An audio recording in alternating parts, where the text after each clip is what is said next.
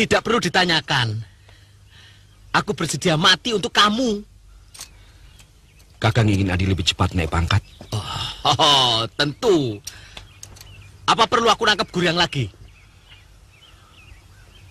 Gusti Prabu tidak akan menaikkan pangkatku kalau melihat orang botak itu yang nangkap Kakang. Aku tidak akan ngomong apa-apa. Percayalah, Adi. Aku kan kakakmu. Kalau dia yang ngomong, bagaimana? Jadi... Maaf, Kakang.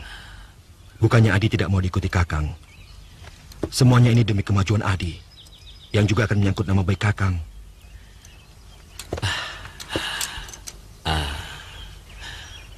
Aku mengerti. Aku mengerti, Adi. Aku bisa pulang ke Gunung Pamayang. Pokoknya, aku selalu siap membantumu. Kalau kedudukan Adi sudah mapan, Kakang Abilawu boleh datang ke rumah Adi kapanpun. Iya. Kalau Kakang tidak keberatan, kuda Kakang akan dipakai untuk membawa tawanan ini, supaya lebih cepat sampai ke Madangkara. Oh, boleh. Aku bisa lari. Aku tahu jalan pintas hutan yang menuju ke Gunung Pamayang.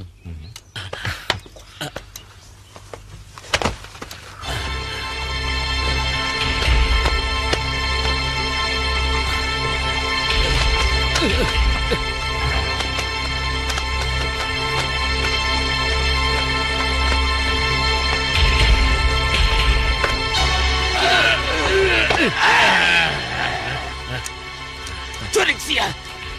Awas! Akan kubuang kamu! Awas kamu kalau bikin susah adikku.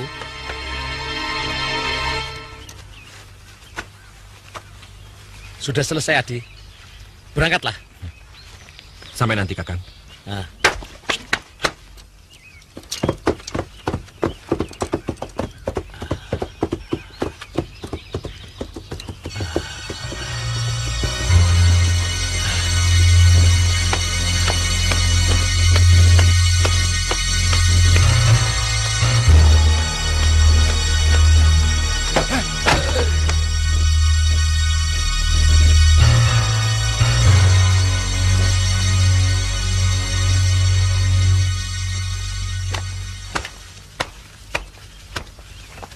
Ampun, Gusti Prabu. Dialah orang yang telah meracun sungai Citiis dan menyuruh orang meracun Gusti.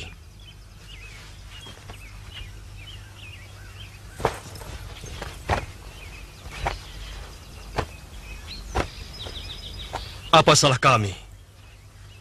Maka kau tega melakukan kejahatan pada rakyat kami. Dan apa salahku? Sampai kau tega mau meracuniku.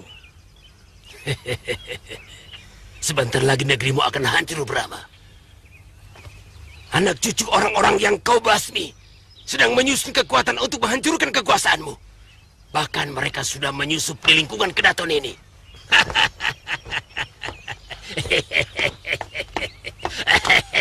Diam kau! Katakan, siapa mereka? Hukumanmu akan ringan kalau kamu mau mengatakannya. Hah? Ayo katakan! Ayo! Ayo! Hah? Kau akan dihukum picis kalau tidak mau membantu kami.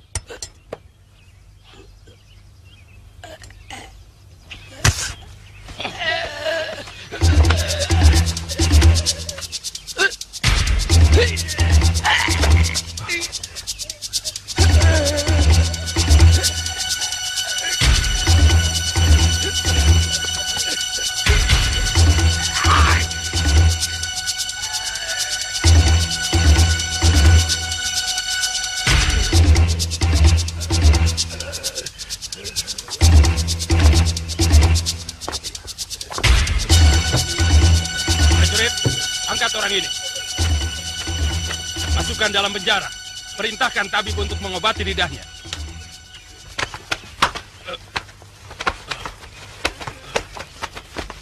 Ampun, Gusti Prabu. Hamba menemukan persembunyian orang itu di desa Jampang Kolot.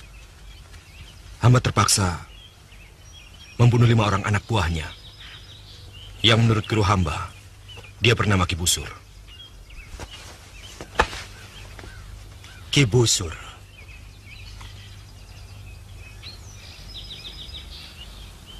Adik seperguruan Durgalapati.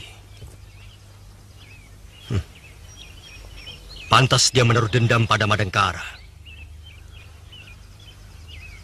Tapi sebenarnya, kita tidak pernah punya masalah dengan Durgalapati secara langsung. Kematian orang itu juga bukan di tanganku. Ampun, Gusti Prabu. Ki Busur hanya alat yang dipergunakan oleh orang-orang Kuntala pemberontak.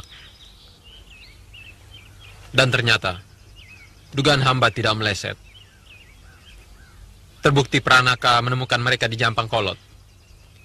Hampir semua penduduknya adalah bekas tawanan orang-orang Kuntala, pengikut Kebu Mundarang, yang kita bebaskan. Kalau begitu, segera amankan desa itu. Kalau perlu, kumpulkan seluruh penduduk desanya. Dan jadikan desa itu daerah tertutup yang harus kita jaga dengan ketat. Baik, Gusti Prabu. Hamba akan laksanakan bersama Panglima Ringkin dan Narapati Kamasuta.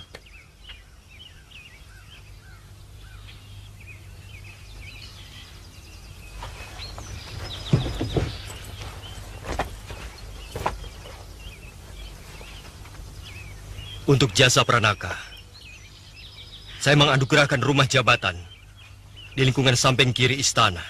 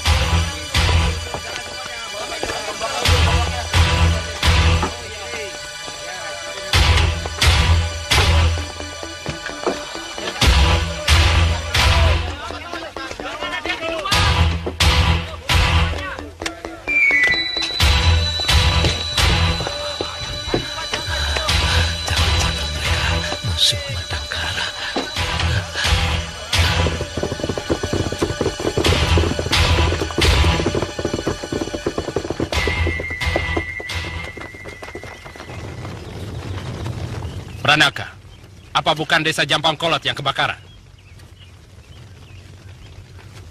Betul, Gusti. Aneh.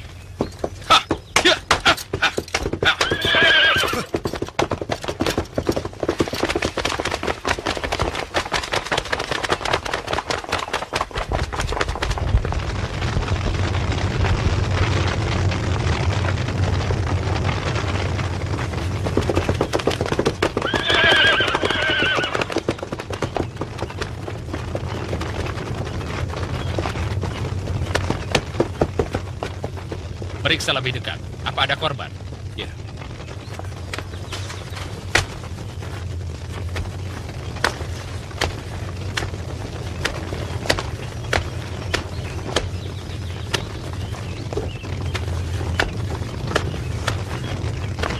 Kampung ini sengaja dibakar. Lihat. Hampir semua rumah terbakar. Padahal letaknya cukup berpencar. Cuma siapa yang membakar? Itu yang perlu kita selidiki. Tidak ada korban, Gusti. Mungkin desa ini sengaja dibakar. Bisa jadi. Sebab kalau telah terjadi perampokan, pasti ada korban manusia. Bahkan binatang piaraan pun tidak ada yang mati terbakar. Pasti desa ini sengaja dibakar. Mungkin berkaitan dengan tertangkapnya Ki Busur di desa ini. Dan bukan mustahil, telik sandi kita yang menyelidiki Jawat dibunuh di tempat ini. Ya benar. Berarti dugaan Dinas Senopati mendekati ketepatan. Desa ini dijadikan pusat kegiatan bekas pemberontak Kuntala dan anak keturunan mereka. Apa tindakan kita selanjutnya, Kanda Ringkin? Selidiki kemana mereka pindah. Berikan tugas pada semua bekal, akuwu, dan lurah desa untuk membuat laporan warga yang masih keturunan orang Kuntala pemberontak. Hamba Gusti.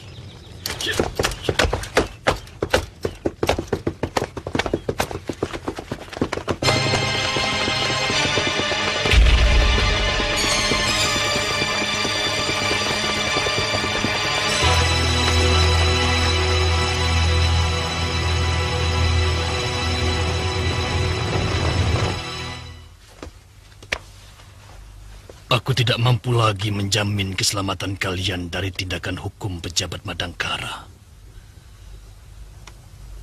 Karena jabatanku sudah resmi kulepaskan. Jadi sebaiknya sekarang kalian memikirkan jalan yang terbaik. Apakah kalian akan tetap berusaha di sini? Atau akan pindah? Mestinya Gusti tidak usah mundur dulu. Sebelum usaha kita ini semakin maju. Telingaku terlalu bising, Ranggalela. Mereka sudah tahu bahwa aku salah seorang pemilik dari rumah hiburan ini.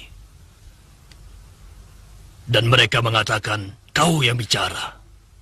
Ah, itu bohong, Gusti. Gertak Sambal. Mana mungkin hamba mengatakan seperti itu?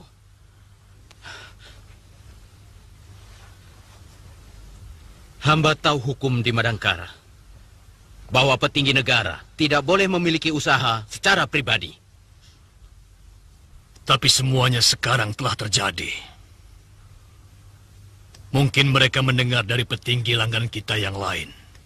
Saya pernah mendengar Tumenggung Rana Jiwa menanyakan hal itu pada Narigaluh. Kapan? 2 pekan yang lalu.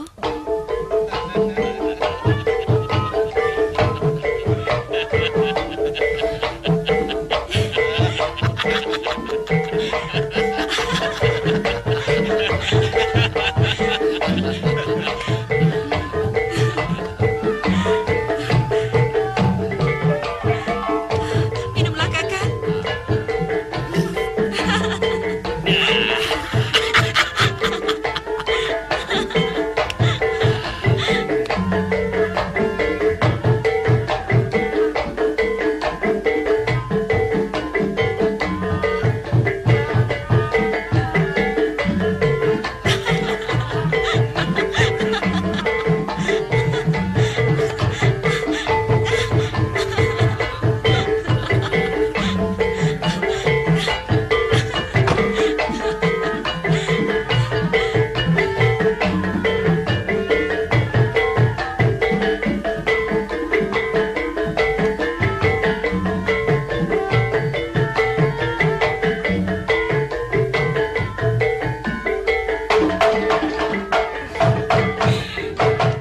Siapa sebenarnya pemilik tempat hiburan ini? Den Ranggalela dan Gusti Ranggata. Oh, dari mana kamu tahu kalau Ranggata pemilik tempat ini? Ah, Den Rana. Pertanyaanmu seperti telik sandi saja. Sebagai langganan, boleh kan? Kalau aku datang dan ngundang, biar gampang untungnya. Yang membayar itu memang Den Ranggalela. Tapi yang menjaga segalanya, soal keamanan, itu adalah Gusti Ranggata. Benar ceritamu ini? Sungguh, Kakang. Bodoh. Rana Jiwa itu kan pimpinan Telik Sandi Madangkara. Pantas Rengkin langsung menuduhku. Sebaiknya bagaimana langkah kita, Gusti? Tetap. Anggap tidak pernah ada apa-apa. Dan kau harus terus berkeras, mengaku sebagai pemiliknya. Yang penting, kau dan kau Kamal. Kalian berdua adalah bukan orang Kuntala. Karena sekarang orang Kuntala semuanya sedang diselidiki. Dan Senopati Indra Kumala sedang mencurigai kalian. Hamba memang bukan orang asli Madangkara. Karena orang tua hamba dari Ajong Kidul. Tapi tuduhan terhadap hamba sebagai orang Kuntala itu terlalu kejam buat hamba. Seperti Gusti tahu sendiri, hamba asli orang Madangkara dari Karangpatoman. Tuduhan itu benar-benar mengganggu perasaan hamba. Aku kenal kelakuan para petinggi.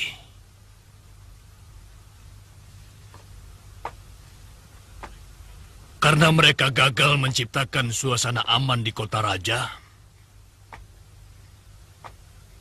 mereka mencari kambing hitam. Bahwa orang Kuntala lah yang membuat kekacauan. Bahkan bencana alam sekalipun dituduhkan sebagai perbuatan orang Kuntala. Dan kambing hitamnya sekarang meringkuk di tahanan. Siapa, Gusti? Aku tidak tahu pasti. Apa dia orang Kuntala? Itulah yang paling kusesalkan. Dia sama sekali bukan orang Kuntala. Manusia pelayangan, pengembara.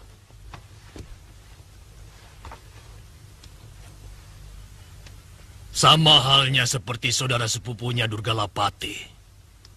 Pokoknya tindakan petinggi-petinggi muda sudah membabi buta.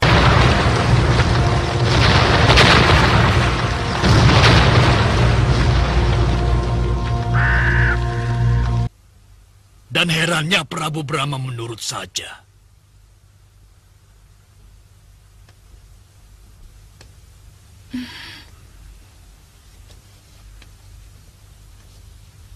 Kau masih mau padaku?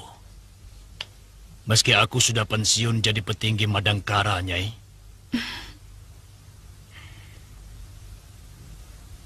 Saya tidak mencintai pangkat, Kakang. Tapi saya mencintai pribadi Kakang. Perbawa Kakang. Boleh kan saya terus mencintai Kakang?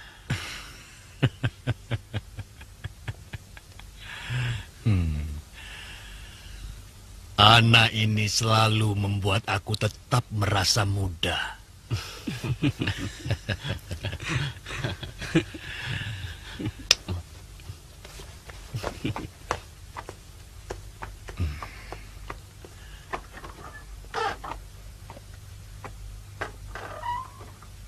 Darsi, kamu tahu, aku lebih rela menyerahkan warisanku padamu daripada untuk istri dan anakku Magada. Kakang, saya jadi malu. Jangan bicara soal warisan. Itu sama saja bicara soal kematian. Saya ingin lebih lama lagi bersama Kakang.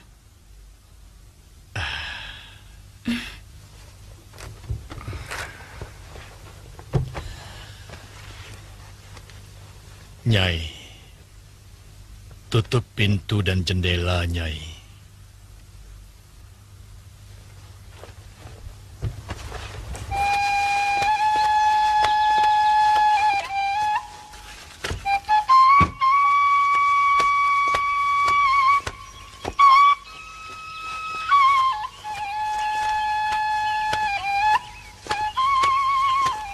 Mban.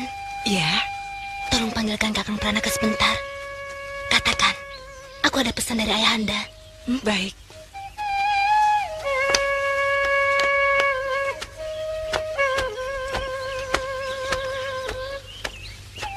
Gusti Pranaka.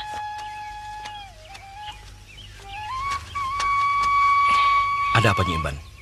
Gusti dipanggil Den Ayurani. Katanya ada pesan dari Gusti Sepuh.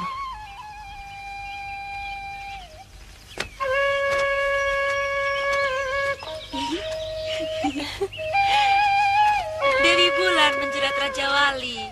Hati-hati, patah sayapnya. Bila cinta berlabuh di hati, tiada tahan, ingin berjumpa. Iya tuh.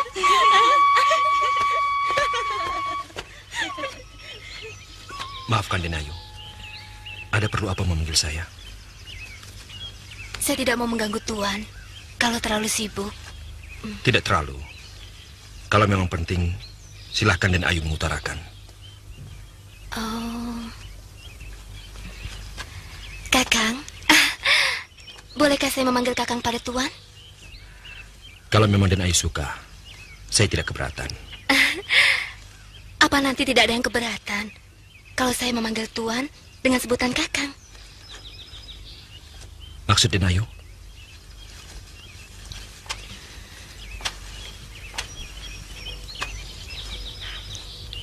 Mungkin Kakang sudah punya kekasih?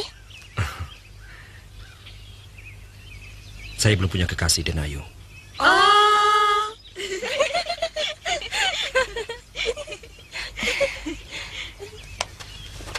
Saya ingin bicara dengan Kakang. Tapi jangan di sini. Teman-teman saya itu usil. Tapi... Alah, sebentar saja. Dasar genit, bisa saja dia cari alasan. Tapi memang gagah ya. Cuma agak canggung. Maklum, saya dengar dia orang dari gunung. Jadi, tata keramanya masih tersimpan dalam perut.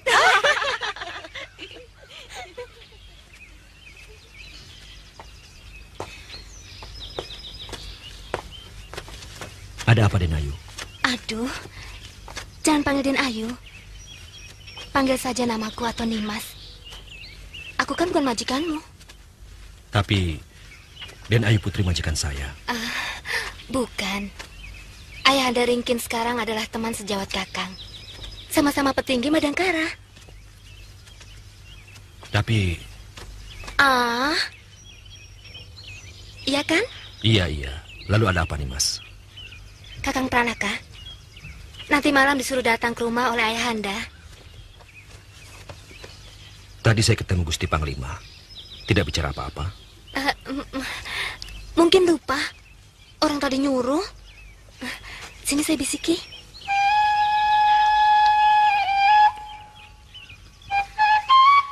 Nimas sangat mencintaimu, Kakang.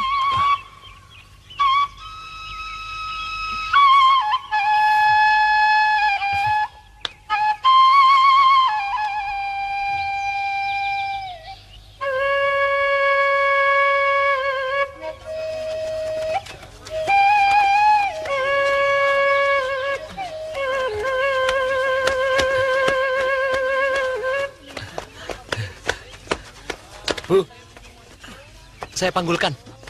Tidak usah, nak. Sudah biasa. Sini, tidak apa-apa. Daripada saya melenggang.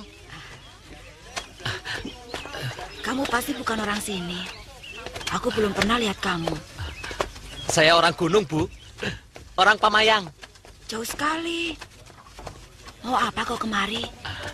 Sebenarnya saya mau ke Madangkara. Ke Madangkara? Kalau begitu kamu nyasar. Tidak mungkin, Bu. Saya sudah tanya. Desa ini juga bagian dari Madangkara. Memang, desa Pakis ini adalah bagian dari Madangkara. Tapi letaknya paling ujung timur. Kalau kamu terus berjalan ke sana, kamu akan sampai ke negeri Tanjung Singguru. Nyasar. Jadi... Mestinya, waktu di pertigaan desa Haur Koneng, kamu ambil jalan yang ke kiri, bukan sebaliknya. Waduh! Jadi... Ya harus balik lagi. Celaka. Saya bisa terlambat.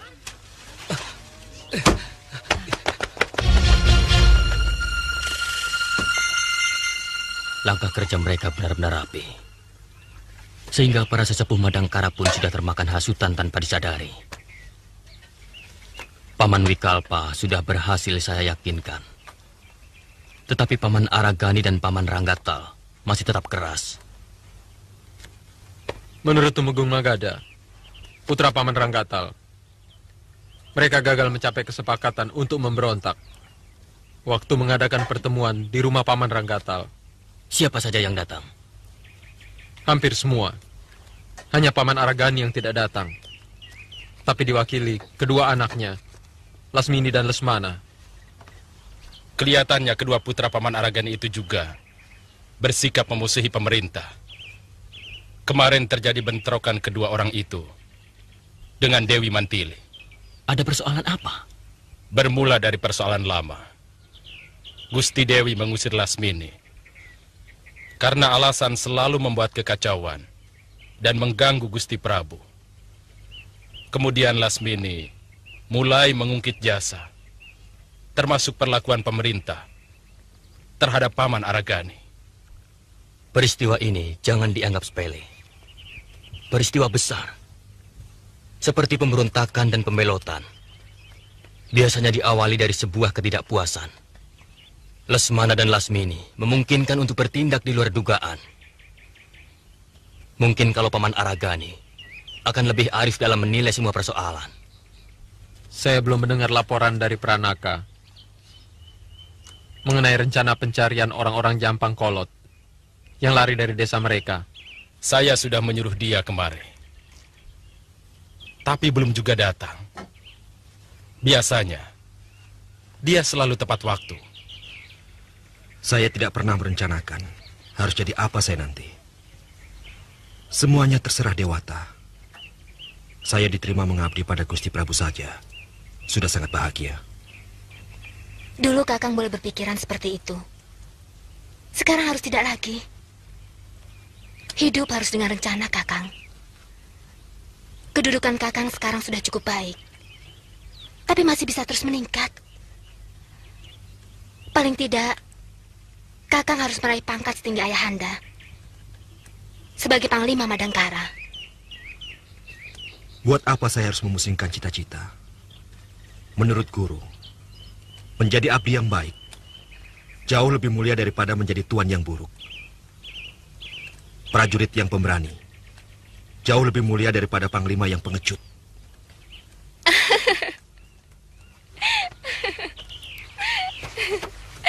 Kakang Pranaka, pikiran seperti itu sudah usang.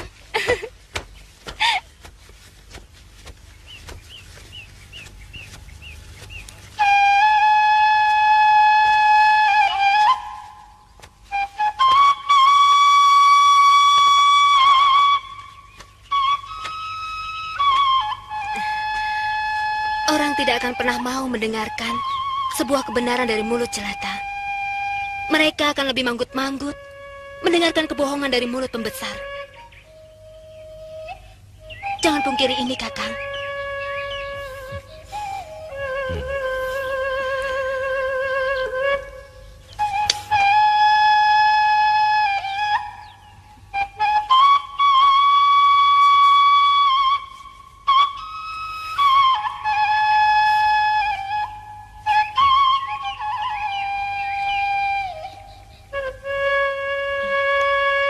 Saya tidak mau menjadi istri prajurit biasa, Kakang. Saya seorang prajurit biasa. Kakang sudah masuk dalam jajaran orang penting. Secara pangkat, Kakang sudah menjadi menak. Darah saya jelata.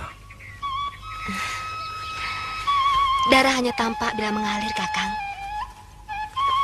Biarkanlah darah jelata Kakang tersimpan dalam kulit dan baju seorang menak.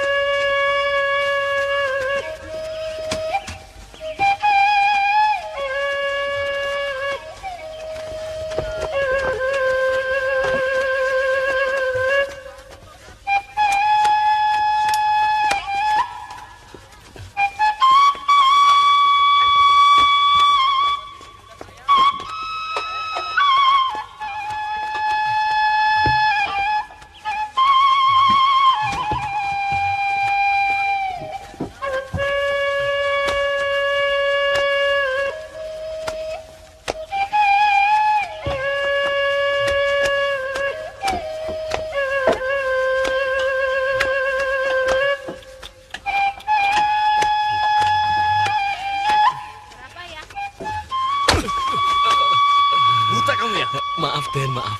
Maaf, Den.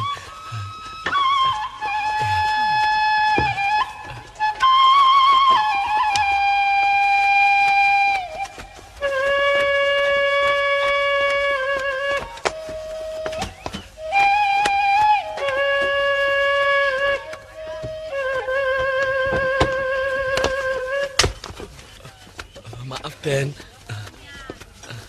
Barli itu kota raja ya? Betul, Den.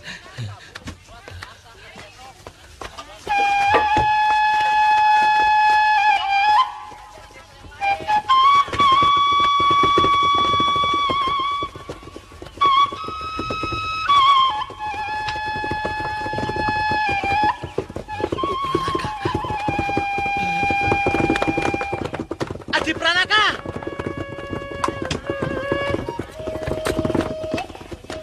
Adi Pranaka!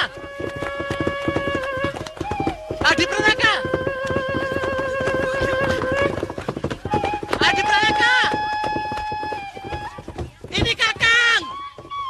Aku Abilawa! Kenapa adikku jadi budek ya? Biasanya tidak begitu. Tadi saya seperti mendengar seseorang memanggil nama saya. Kalian tunggu di sini. Baik.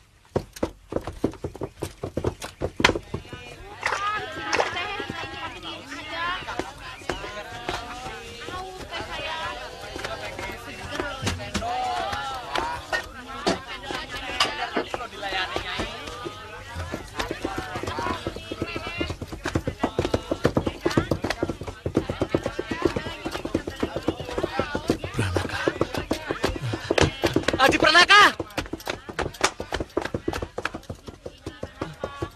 Adi Pranaka!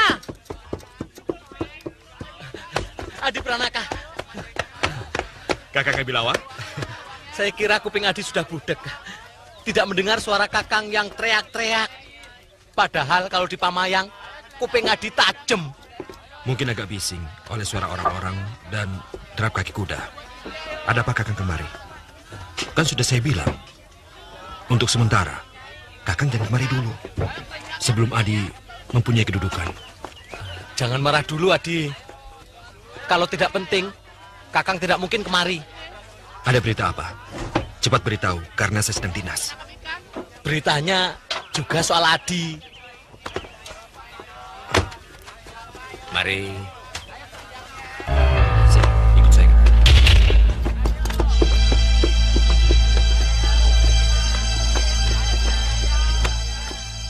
Ada apa, Kakang? Itu, orang-orang Jampang Kolot pindah ke tengah hutan. Waktu Kakang mau pulang merabas hutan.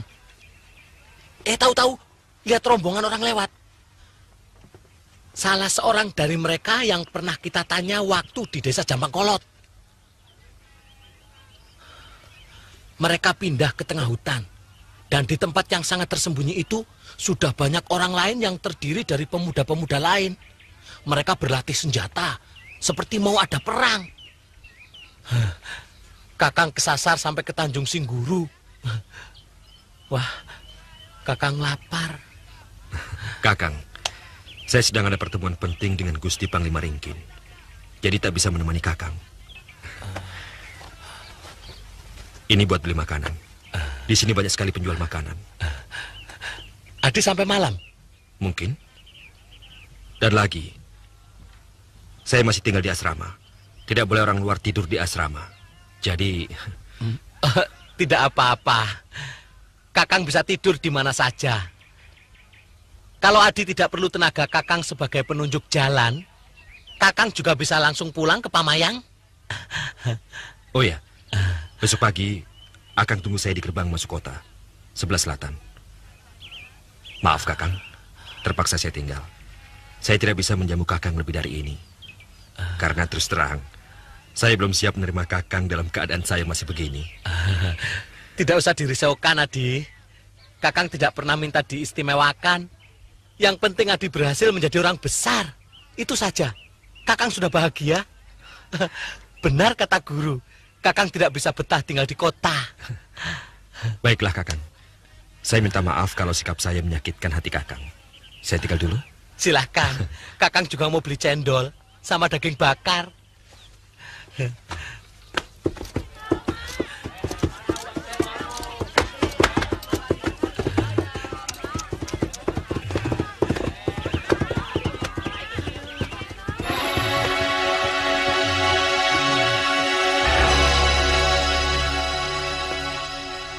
Orang itu harus dibunuh. Berbahaya sekali kalau sampai tempat persembunyian orang-orang kita ketahuan. Kalau begitu, kita harus cari Cakrabuana dan segera bertindak. Karti dan Ninga harus diberitahu tentang ini. Malam ini juga harus ada yang bergerak ke sana. Kalau Cakrabuana bisa membereskan laki-laki itu malam ini juga, saya kira kita tidak usah cepat-cepat melaporkan pada Karti. Kau yakin dia tidak tidur di rumah pengawal raja itu? Pasti. Saya dengar pengawal raja itu keberatan temannya menginap di rumahnya. Laki-laki itu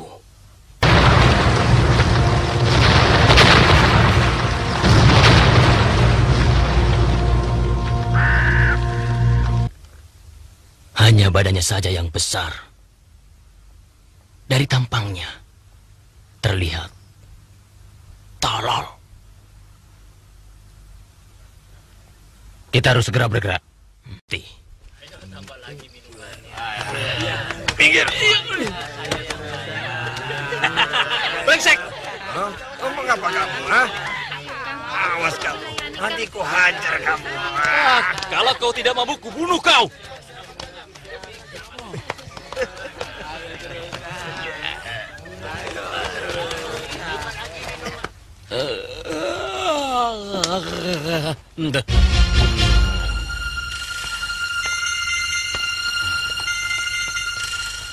Mang, sudah mau tutup. Lihat, semua pembeli sudah pada pulang. Mamang masih saja nongkrong. Oh ya, jadi berapa semua? 3 kepeng. Mamang bukan orang sini ya? Ya bukan. Kalau orang sini, saya sudah pulang dari tadi sore. Mau tidur di mana? Tidak tahulah. Saya sendiri juga bingung. Mau tidur di mana ya? Ya tidak tahu. Sebenarnya mau apa Mamang datang ke Badangkara? Mau cari saudara, adik saya. Ketemu? Ketemu? Ya sudah, tidur saja ke tempat adik Mamang. Tidak boleh. Adik saya mah tidurnya di asrama. Di asrama tentara. Oh, adik Mamang jadi tentara Madangkara? Betul.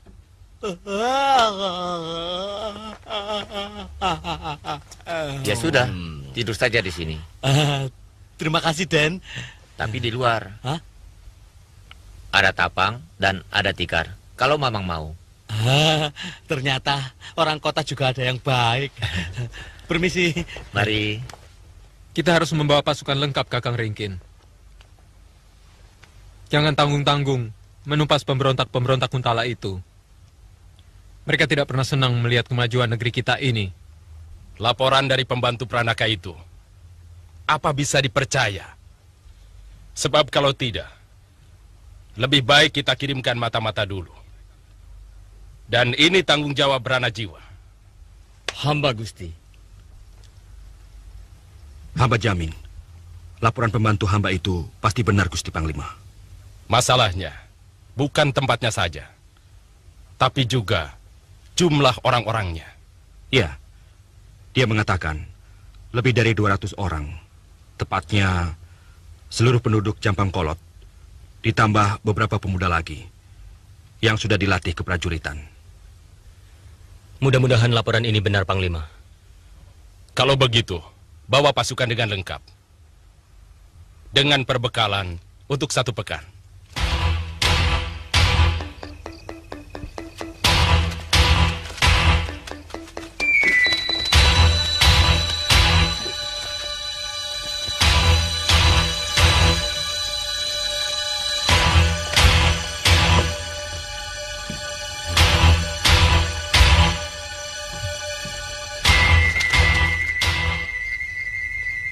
Itu dia orangnya.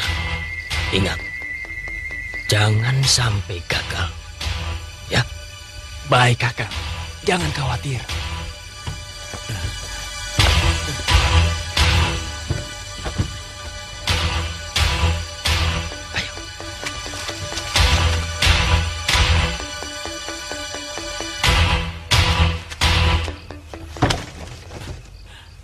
Mau numpang tidur ya? Mari. Ayo, silakan. Ah, jangan malu-malu. Ayo. Kami bukan mau numpang tidur. Mau bunuh kamu. Jangan main-main. Mau bunuh saya kok. Bilang-bilang. Siapa yang main-main? Tutup bacotmu. Hajar.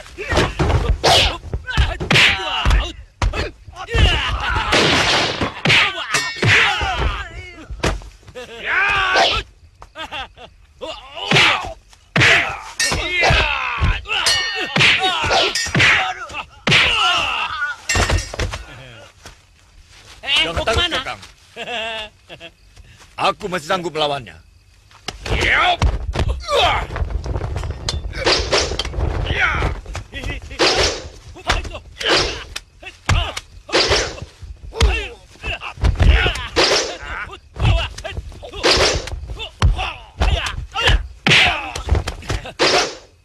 Ternyata kau boleh juga.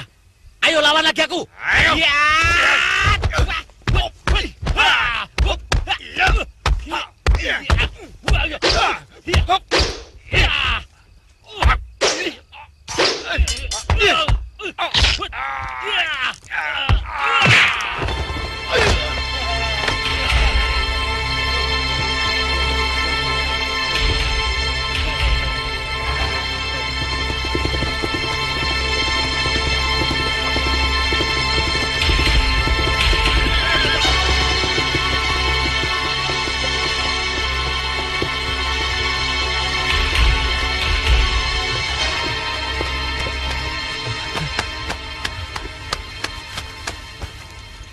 Ini pembantu saya, Kakang Senopati.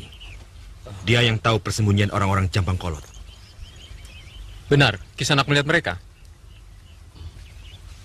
Benar, Gusti. Kalau begitu, Kisanak ikut kami.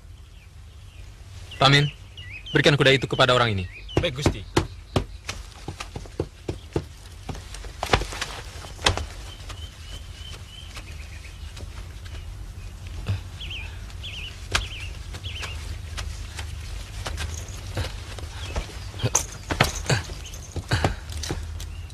Gusti, sebaiknya kita bergerak cepat.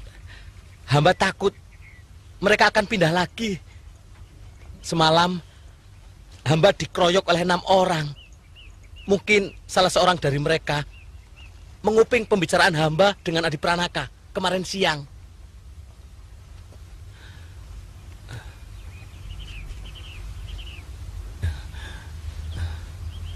Pendapat Kisanak benar.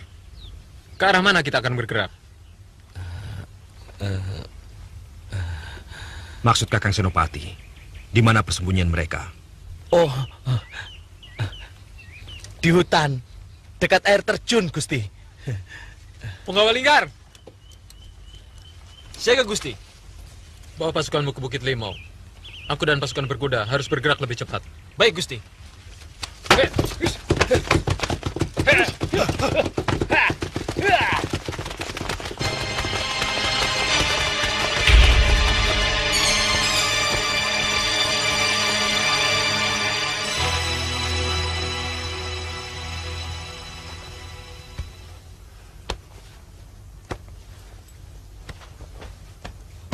Saya tidak bisa membayangkan kalau pertarungan itu akan sampai terjadi.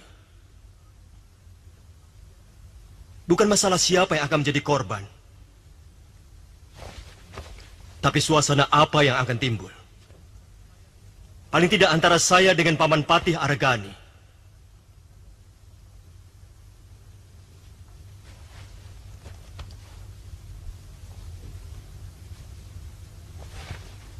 Mantili, adik saya sendiri, dan Lasmini, anak Paman Argani yang sudah saya anggap juga sebagai adik. Apa pantas sebuah persoalan kecil seperti itu harus diselesaikan dengan kekerasan? Maafkan hamba, Baginda Prabu. Bukannya hamba menganggap sepele persoalan ini. 2 kali hamba dihina. 2 kali hamba diusir dari negeri tumpah darah hamba sendiri. Negeri yang membuat masa kecil hamba terlunta-lunta. Terpisah dari seorang ayah yang semestinya mendidik dan membesarkan hamba. Hamba rela terusir dari negeri ini. Tapi dengan cara yang terhormat. Itulah sebabnya kenapa hamba menantang Mantili. Kanda Prabu, saya terima tantangannya. Saya akan kembali ke Kuntala kalau kalah. Tapi kalau dia yang kalah, dia akan menjadi orang terlarang masuk ke negeri ini seumur hidupnya.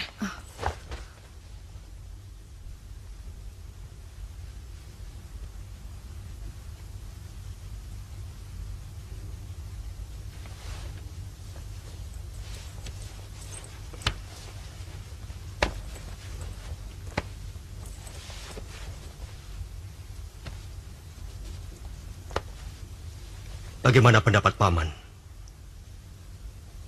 Saya benar-benar tidak bisa memutuskannya, Paman. Nanda Prabu, persoalan apapun, jangan sampai menyebabkan Ananda kehilangan kearifan. Sebagai seorang raja, Nanda harus berani menetapkan keputusan. Bagaimanapun pahitnya.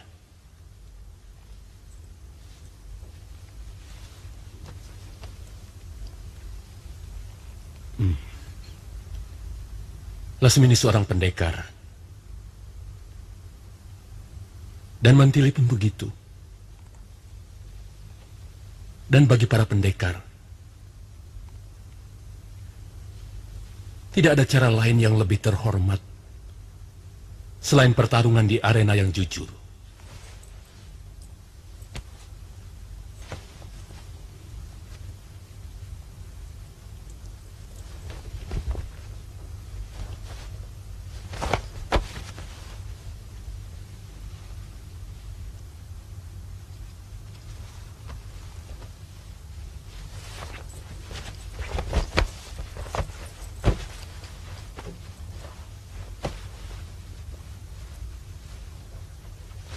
Dengarkan sabdaku. Sebagai Prabu di negeri ini,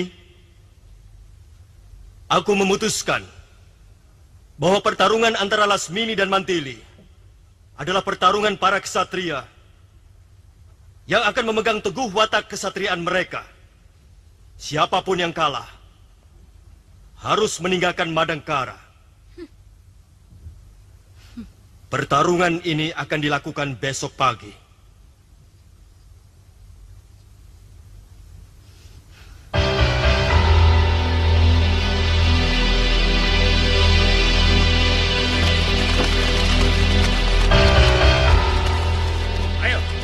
Barisan rapi.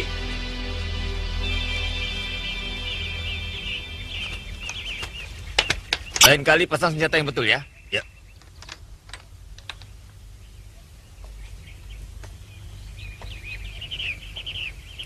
Raden.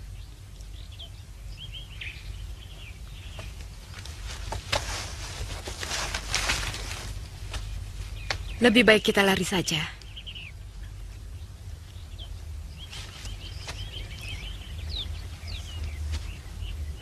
Saya yakin kekuatan kita tidak memadai untuk melawan mereka. Raden harus tahu itu.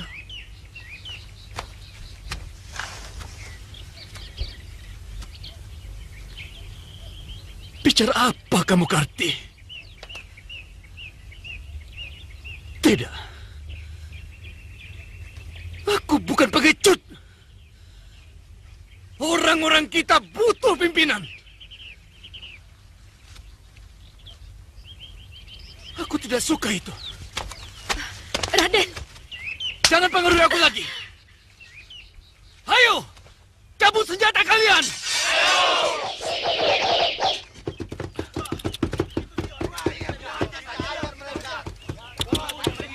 Mana pasukannya, Di? Masih tertinggal di belakang. Mungkin mereka langsung mengepung tempat ini. Iya! Kakang, Kita bereskan berdua saja, Di. Sebelum pasukan kita datang. Ini kesempatan baik buat kamu. Gagasan bagus, Kakang. Mari. Ya. Awas.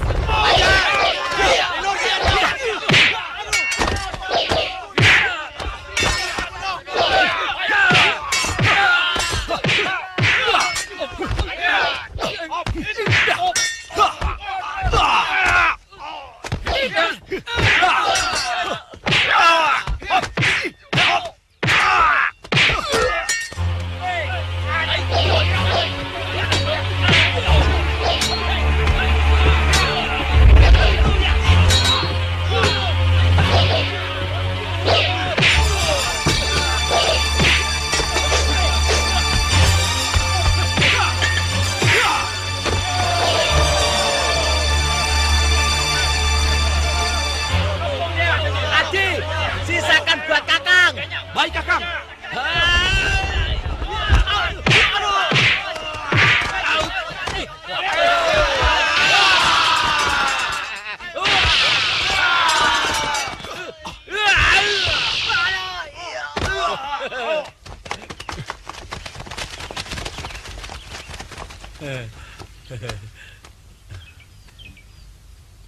Maafkan kelancangan saya, Kakang Senopati. Tidak ada yang perlu dimaafkan. Malah sebaliknya. Saya kagum melihat kehebatanmu, Pranaka. Kejadian ini, beritanya akan terdengar sampai ke telinga Gusti Prabu. Saya yakin Gusti Prabu akan senang mendengarnya. Terima kasih. Kakak sudah terlalu berlebihan.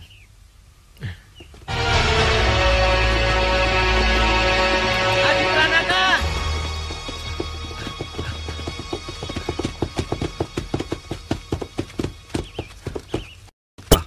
Saya ikut lagi ke Madangkara atau... Tidak.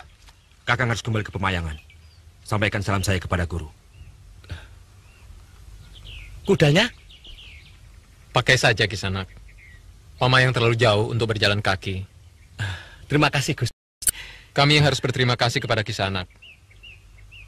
Dan sebenarnya, saya bisa mengusulkan supaya Kisanak diberi penghargaan. Dan kalau mau, Kisanak bisa diangkat sebagai prajurit utama. Terima kasih, Gusti. Hamba tidak bisa memutus diri. Hamba harus minta izin guru lebih dulu. Tapi, hamba sudah cukup gembira.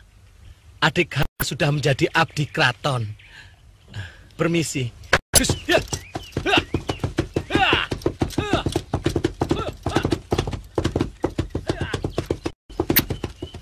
Sebenarnya, dia itu siapa, Pranaka? Bantumu atau kakakmu? Dia meladeni saya sejak kecil. Sehingga terbiasa dengan adik. Oh. Ayo, maju!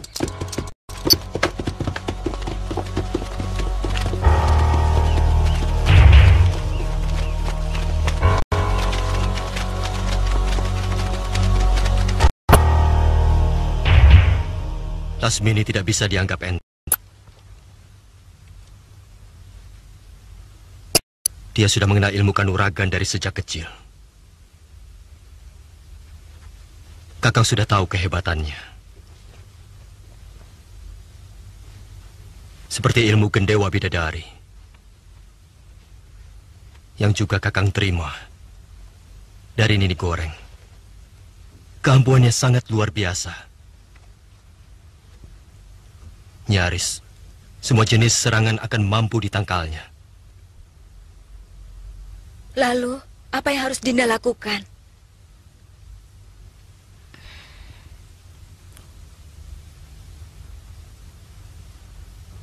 Dinda, malu kalau sampai kalah. Siapapun akan malu kalau menderita kalah.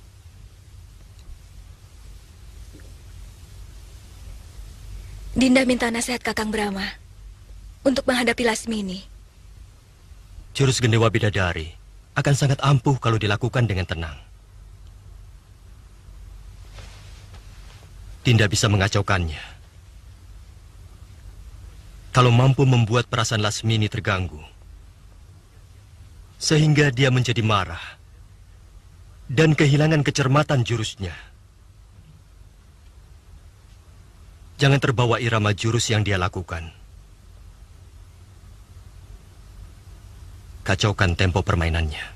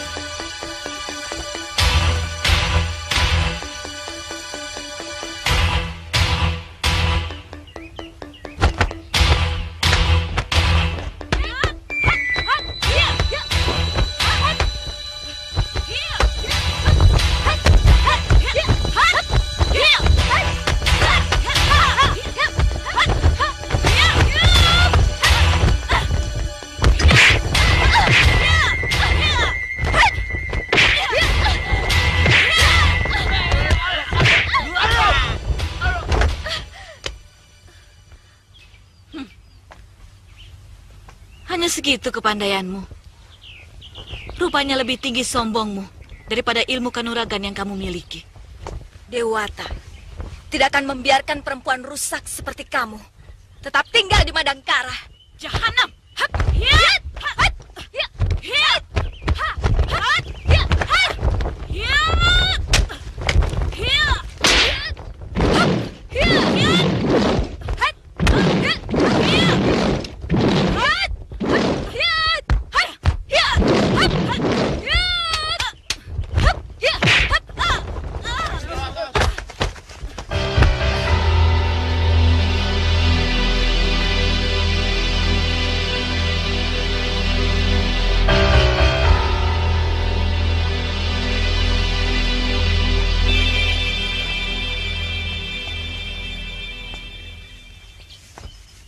Paman Argani,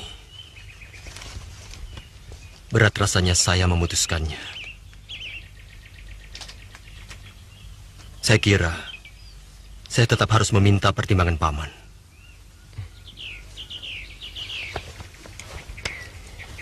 Nanda Prabu, paman percaya apapun yang Nanda Prabu putuskan adalah yang terbaik dan paling bijak. Karena Nanda Prabu adalah utusan Dewata. Jangan ragu, Nanda. Putuskanlah. Paman akan dengan senang hati menerimanya. Terima kasih, Paman.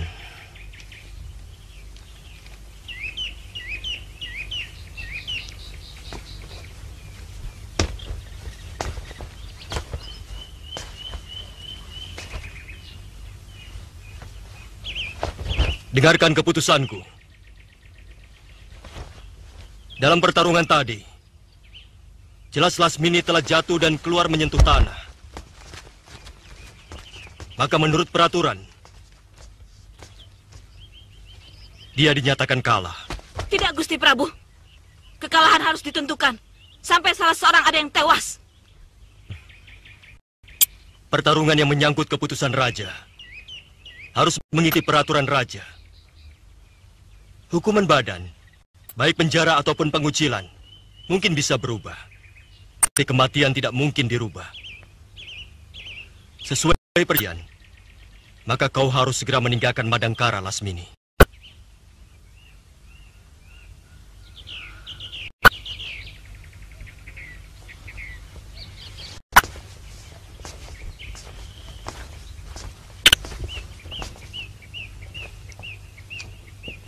Sampai kapanpun, aku tidak bisa memaafkan kamu, Kili. pada kesempatan manapun. Aku akan tetap menantang kamu sampai tuntas oleh kematian.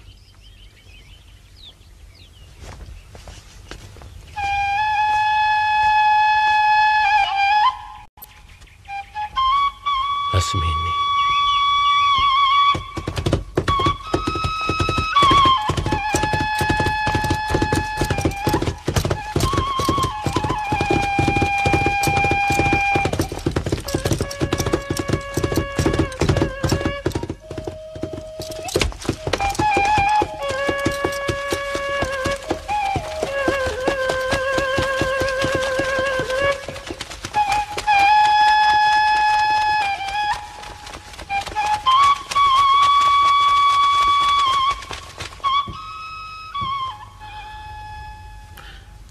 Kalau diterima jadi prajurit, saya takut Adi Pranaka akan salah paham. Dikira saya mau menyaingi. Kalau begitu, tidak usah. Ada baiknya kamu berada di luar alat penguasa. Jadi kamu bisa memberikan saran kalau adikmu lakukan tindakan yang menyimpang dari keadilan dan menyengsarakan rakyat kecil. Kalau saran kita mau didengar, kalau tidak, kewajiban kita hanya memperingatkan. Terserah dia. Orang yang bijak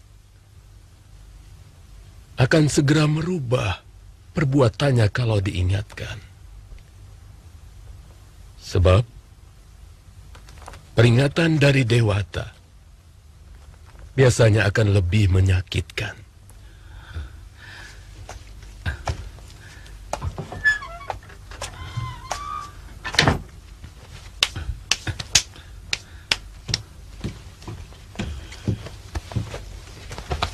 Sampaikan saja surat ini padanya. Kamu tidak usah nginap kalau Pranaka keberatan. Dan mungkin dia masih tinggal di asrama. Tapi saya sebenarnya sudah mendengar dari para prajurit. Adi Pranaka sudah menjadi orang besar. Dan punya rumah pemberian dari raja di dalam lingkungan Kedaton. Omongan orang suka dilebih-lebihkan. Kapan kamu berangkat? Besok pagi, Guru. Hari ini saya akan numbuk padi dulu. Persediaan beras sudah tipis.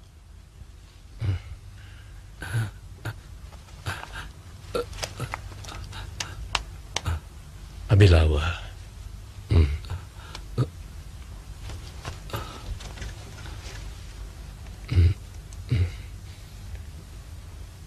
Hati-hati kamu. Baik, Guru.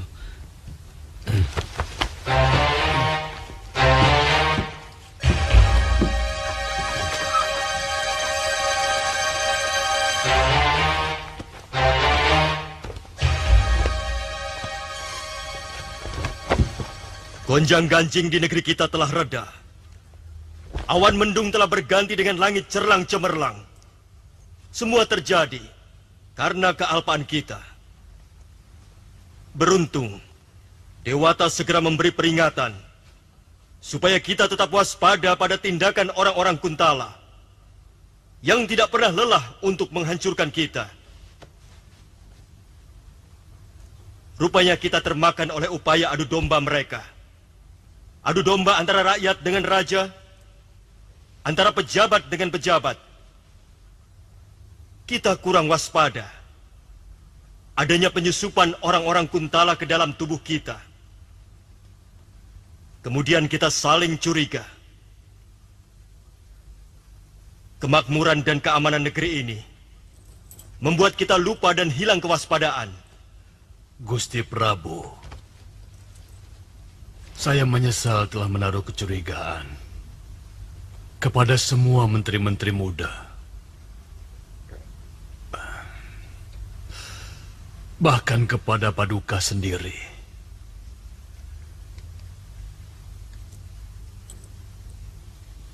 Saya sadar setelah Panglima Ringkin dan Senopati Indra Kumala dapat menangkap dan membuktikan bahwa Jawad dan Ranggalela telah terlibat dalam rencana makar itu.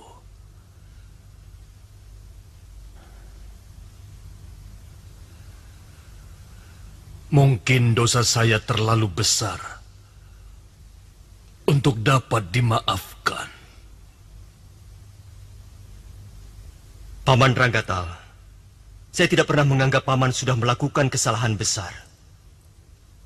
Saya hanya ingin membuktikan apa yang Paman tuduhkan itu sebenarnya kurang tepat. Paman dengan tegas mengajukan pengunduran diri. Tapi kami tetap menempatkan Paman pada jabatan semula. Itu sebabnya kenapa hari ini Paman kami undang.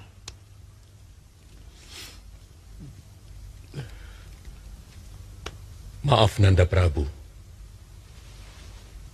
Terus terang, mata Paman terkecoh oleh sikap adu domba orang Kuntala.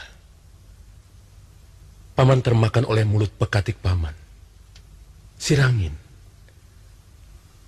Orang yang ternyata termasuk orang penting Kuntala yang menyusup ke rumah Paman.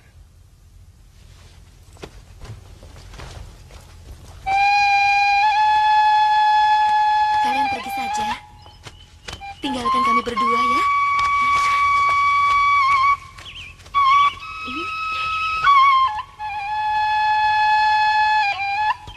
Pergilah.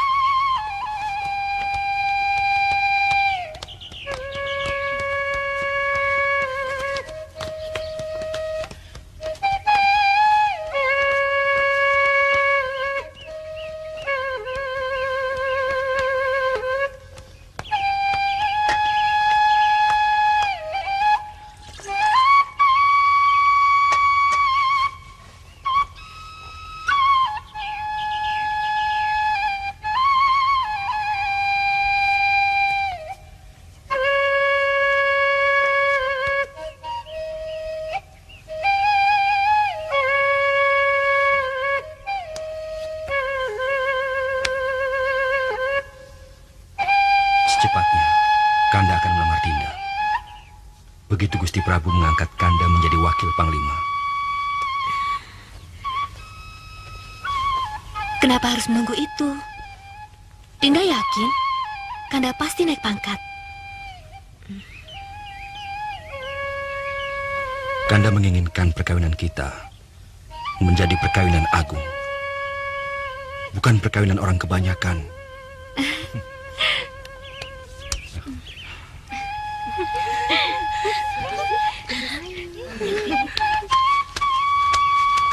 Silakan.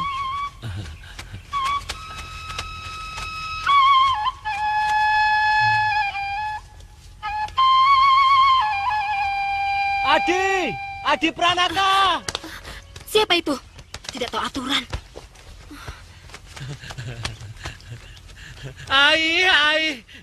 Akhirnya bisa masuk juga. Sebentar.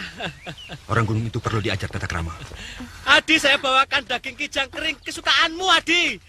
Ai, rumahmu besar sekali. Siapa yang mengizinkan kamu kemari? Penjaga yang tadi. Tidak pantas menghadap pembesar dengan berteriak-teriak seperti itu. Dasar orang gunung. Tidak tahu tata krama. Kakang memang orang gunung. Adi kan kenal suara Kakang memang keras begini.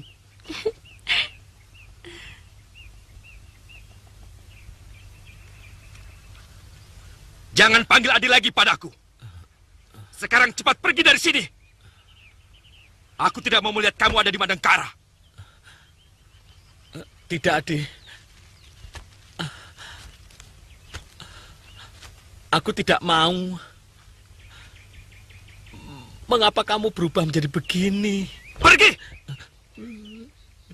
Kalau tidak mau pergi, kau akan merasakan pukulan tapa mayaku. Jangan, Adi. Nanti kualat. kalau kau menggunakan ajian itu untuk orang yang tidak bersalah. Cepat angkat kakimu. Sebelum kemarahanku tidak mampu kukendalikan lagi.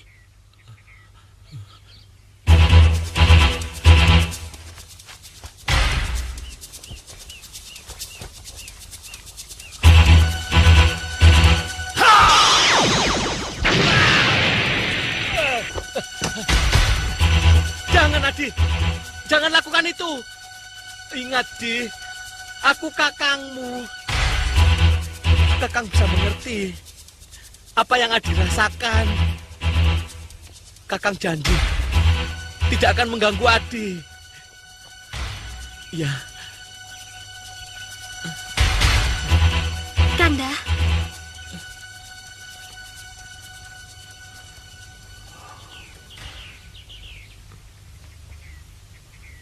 Benarkah dia kakakmu?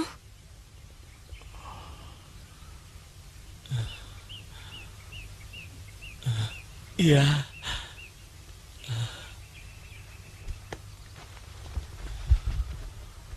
Jangan, Adi. Kakang mohon.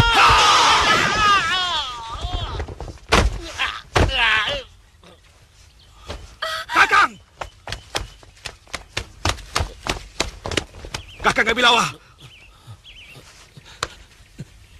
Tega kau menyakiti kakangmu, Adi.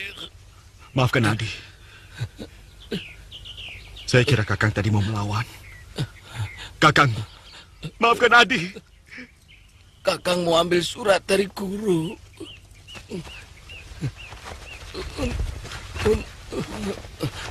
Untukmu.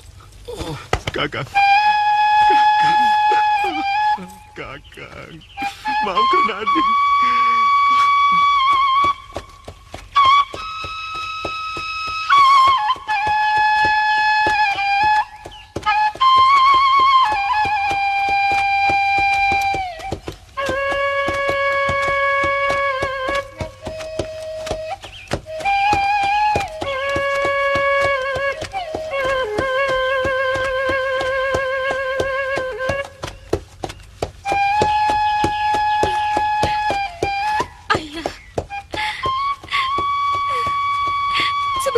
Mencintai Kakang Pranaka apa adanya. Saya tahu dia orang gunung, bukan darah biru. Tapi rupanya dia berusaha menghilangkan masa lalunya. Ayah. Dia selalu menolak mengakui Abilawa itu sebagai kakak kandungnya. Sayang, anak itu tidak kuat moralnya. Anakku Pranaka, aku dan kakakmu gembira mendengar kau terus-menerus naik pangkat. Semoga kau akan menjadi pemimpin yang bijaksana dan tidak melupakan asal-usulmu. Kau akan memikirkan rakyat kecil karena kamu berasal dari sana. Kakakmu Abilawa tidak mau ketika kusuruh ikut mengabdi di Madangkara. Dia tetap lebih memikirkan aku. Kami hanya mengharap kau selalu sejahtera. Semoga Dewata selalu menunjukkan jalan yang lurus kepadamu. Dari gurumu, Hatiyata.